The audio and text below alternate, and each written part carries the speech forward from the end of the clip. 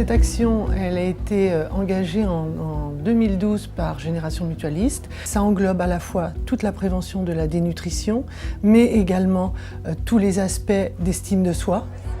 Quand on entre en EHPAD ou même en service de soins infirmiers à domicile, désormais, dans le processus d'intégration et d'accueil, on interroge les personnes âgées sur leur santé bucco-dentaire, où elles en sont.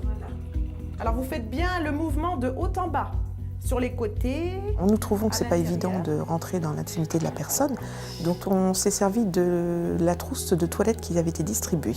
Ça a été pour nous un relais dans la communication. Ça nous a permis déjà de donner quelque chose, donc on avait quelque chose à leur amener, et en échange, on pouvait discuter avec eux. Eux étaient plus à l'aise pour nous poser des questions, et ils étaient ravis de pouvoir revenir sur ce qu'on avait pu débattre lors de la rencontre. On leur apporte des conseils, on réajuste. Le fait que ce soit une prise en charge individuelle, qu'on ait pris le temps de prendre un rendez-vous, que c'est un moment pour eux où ils ont vraiment l'aide-soignante qui leur apporte des conseils, qui leur apporte un kit gratuit. Laissez-moi regarder. Puis souvent, il y a la famille qui est là, ils ne sont pas tout seuls. Donc c'est vraiment une interaction famille, aidant et soignant. C'est vraiment triangulaire. Oui, et je crois qu'il y a un abcès sous son bridge. Je pense que la meilleure solution, ce serait de l'amener chez le dentiste. Et puis, nous, on a bien reposé des choses comme le fait qu'on pouvait faire appel aux dentistes mutualistes. Les infirmières pouvaient leur prendre des rendez-vous si nécessaire chez le dentiste. On a bien reposé ce cadre-là.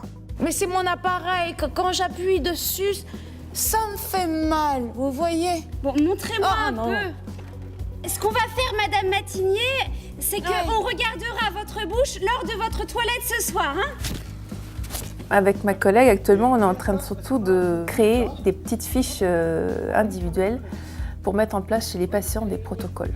Et la deuxième perspective, ça serait aussi de trouver des praticiens chirurgiens dentistes qui pourraient travailler à domicile.